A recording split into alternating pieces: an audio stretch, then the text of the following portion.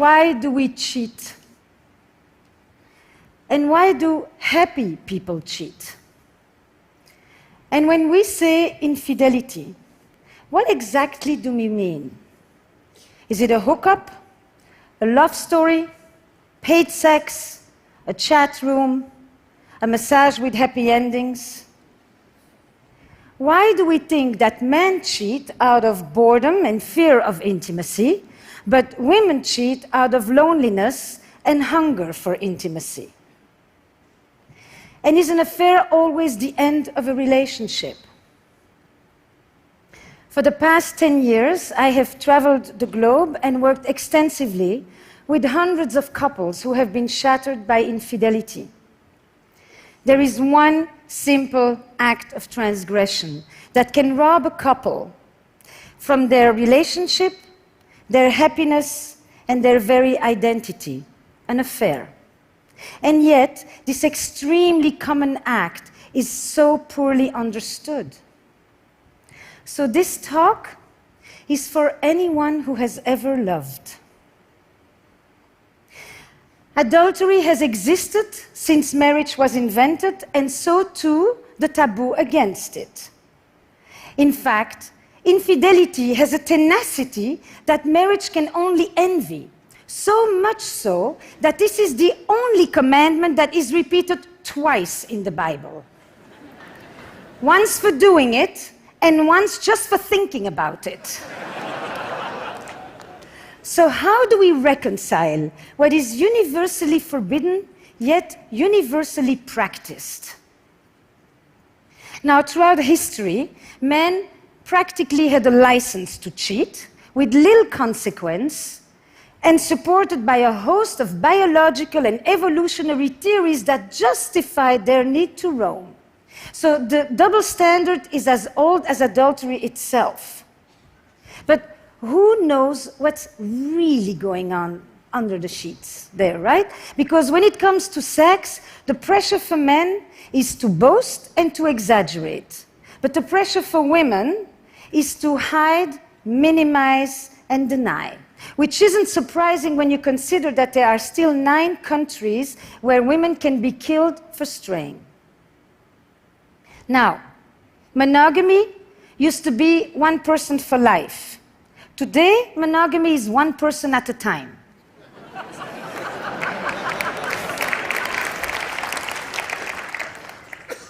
I mean, many of you probably have said, I am monogamous in all my relationships.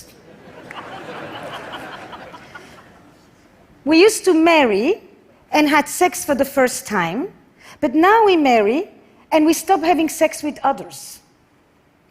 The fact is that monogamy had nothing to do with love.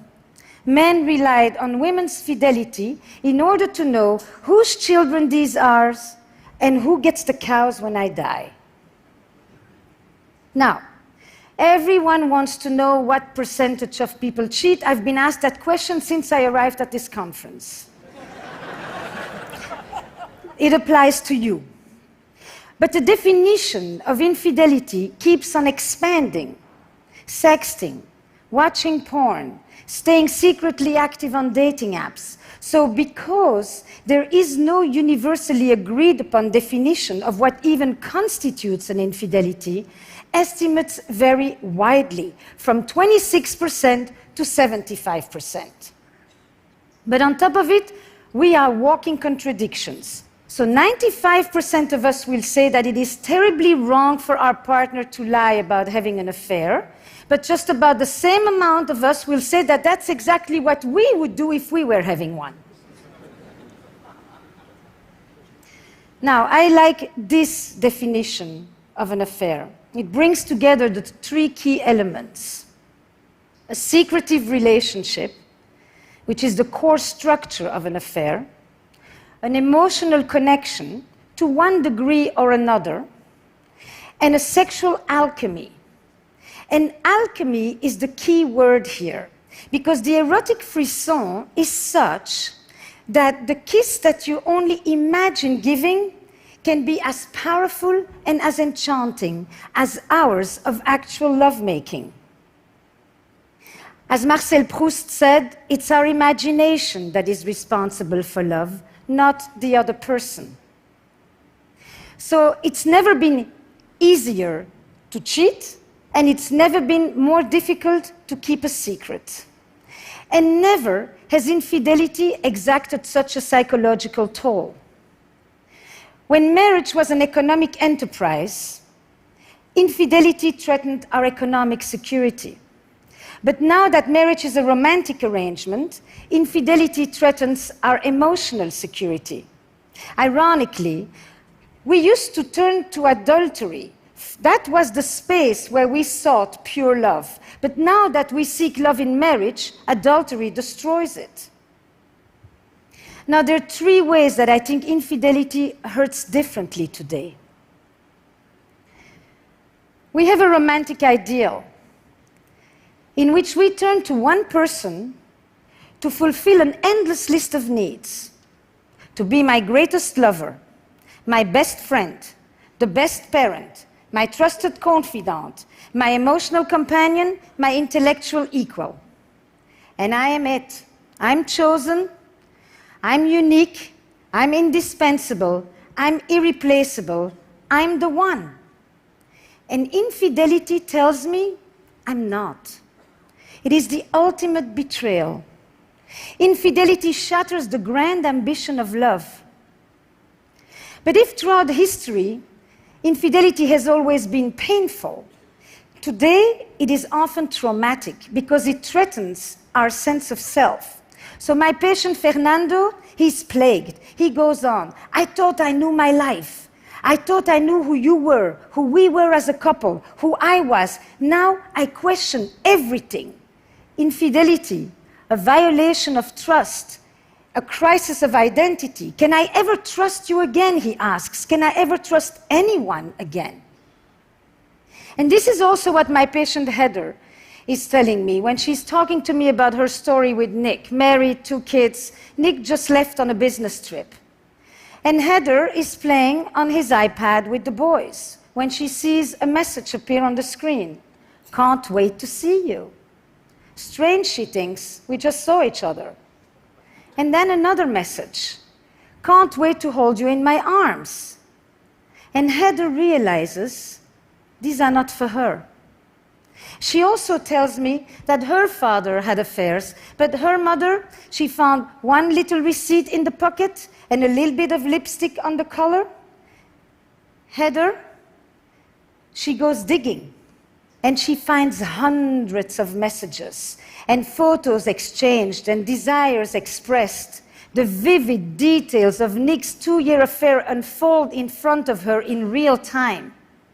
And it made me think, affairs in the digital age, a death by 1,000 cuts. But then we have another paradox that we're dealing with these days. Because of this romantic ideal, we are relying on our partner's fidelity with a unique fervor. But we also have never been more inclined to stray. And not because we have new desires today, but because we live in an era where we feel that we are entitled to pursue our desires. Because this is the culture where I deserve to be happy. And if we used to divorce because we were unhappy, today we divorce because we could be happier. And if divorce carried all the shame, today, choosing to stay when you can leave is the new shame. So Heather, she can't talk to her friends because she's afraid that they will judge her for still loving Nick. And everywhere she turns, she gets the same advice. Leave him. Throw the dog on the curb. And if the situation was reversed, Nick would be in the same situation. Staying is the new shame. So if we can divorce, why do we still have affairs? Now, the typical assumption is that if someone cheats, either there's something wrong in your relationship or wrong with you. But millions of people can't all be pathological. The logic goes like this. If you have everything you need at home, then there is no need to go looking elsewhere.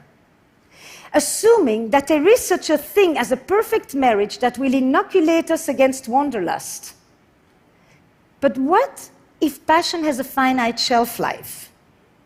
What if there are things that even a good relationship can never provide? If even happy people cheat, what is it about?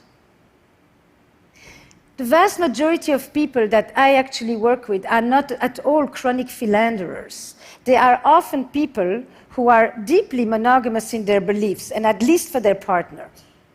But they find themselves in a conflict between their values and their behavior. They often are people who have actually been faithful for decades, but one day they cross a line that they never thought they would cross, and at the risk of losing everything. But for a glimmer of what? Affairs are an act of betrayal, and they are also an expression of longing and loss. At the heart of an affair, you will often find a longing and a yearning for an emotional connection, for novelty, for freedom, for autonomy, for sexual intensity, a wish to recapture lost parts of ourselves, or an attempt to bring back vitality in the face of loss and tragedy. Now I'm thinking about another patient of mine, Priya, who is blissfully married, loves her husband, and would never want to hurt the man. But she also tells me that she's always done what was expected of her. Good girl, good wife, good mother, taking care of her immigrant parents. Priya, she fell for the arborist who removed the tree from her yard after Hurricane Sandy. And with his truck and his tattoos, he's quite the opposite of her. But at 47, Priya's affair is about the adolescence that she never had. And her story highlights for me that when we seek the gaze of another, it isn't always our partner that we are turning away from, but the person that we have ourselves become. And it isn't so much that we're looking for another person, as much as we are looking for another self. Now, all over the world, there is one word that people who have affairs always tell me. They feel alive. And they often will tell me stories of recent losses, of a parent who died, and a friend that went too soon, and bad news at the doctor. Death and mortality often live in the shadow of an affair because they raise these questions. Is this it? Is there more? Am I going on for another 25 years like this? Will I ever feel that thing again? And it has led me to think that perhaps these questions are the ones that propel people to cross the line, and that some affairs are an attempt to beat back deadness and an antidote to death. And contrary to what you may think, affairs are way less about sex and a lot more about desire. Desire for attention, desire to feel special, desire to feel important. And the very structure of an affair, the fact that you can never have your lover, keeps you wanting. That in itself is a desire machine, because the incompleteness, the ambiguity, keeps you wanting that which you can't have. Now, some of you probably think that affairs don't happen in open relationships, but they do. First of all, the conversation about monogamy is not the same as the conversation about infidelity. But the fact is that it seems that even when we have the freedom to have other sexual partners, we still seem to be lured by the power of the forbidden. That if we do that which we are not supposed to do, then we feel like we're really doing what we want to. And I've also told quite a few of my patients that if they could bring into their relationships 1/10 of the boldness, the imagination, and the verve that they put into their affairs, they probably would never need to see me. So how do we heal from an affair? desire runs deep, betrayal runs deep, but it can be healed. And some affairs are death knells for relationships that were already dying on the vine. But others will jolt us into new possibilities. The fact is, the majority of couples who have experienced affairs stay together. But some of them will merely survive, and others will actually be able to turn a crisis into an opportunity. They'll be able to turn this into a generative experience. And I'm actually thinking even more so for the deceived partner, who will often say, "You think I didn't want more? But I'm not the one who did it." But now that the affair is exposed, they too get to claim more, and they no longer have to uphold the status quo that may not have been working for them that well either. I've noticed that a lot of couples, in the immediate aftermath of an affair, because of this new disorder that may actually lead to a new order, will have depths of conversations with honesty and openness that they haven't had in decades. And partners who were sexually indifferent find themselves suddenly so lustfully voracious they don't know where it's coming from. Something about the fear of loss will rekindle desire and make way for an entirely new kind of truth. So, when an affair is exposed, what are some of the specific things that couples can do? We know from trauma that healing begins when the perpetrator acknowledges their wrongdoing. So, for the partner who had the affair, for Nick, one thing is to end the affair, but the other is the essential, important act of expressing guilt and remorse for hurting his wife. But the truth is that I have noticed that quite a lot of people who have affairs may feel terribly guilty for hurting their partner, but they don't feel guilty for the experience of the affair itself. And that distinction is important. And Nick, he needs to hold vigil for the relationship. He needs to become, for a while, the protector of the boundaries. It's his responsibility to bring it up. Because if he thinks about it, he can relieve Heather from the obsession and from having to make sure that the affair isn't forgotten. And that in itself begins to restore trust.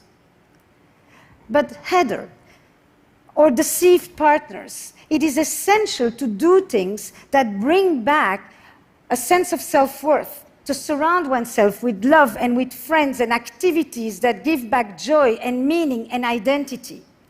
But even more important is to curb the curiosity to mine for the sordid details. Where were you? Where did you do it? How often? Is she better than me in bed? Questions that only inflict more pain and keep you awake at night.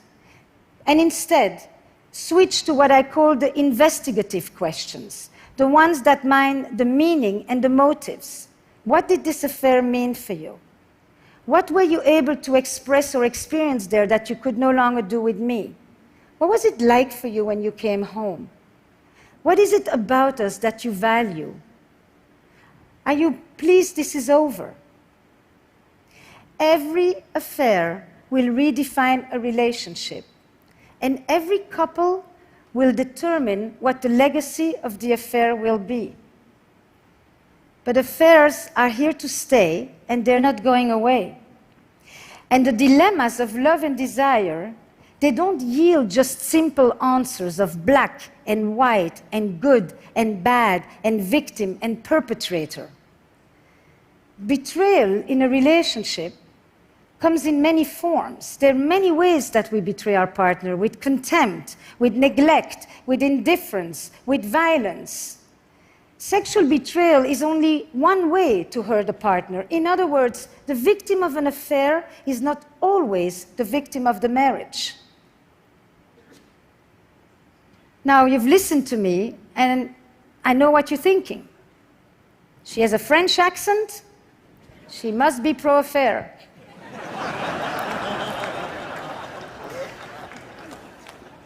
So you're wrong. I am not French.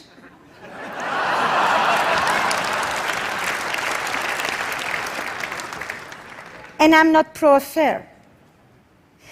But because I think that good can come out of an affair, I have often been asked this very strange question: would I ever recommend it?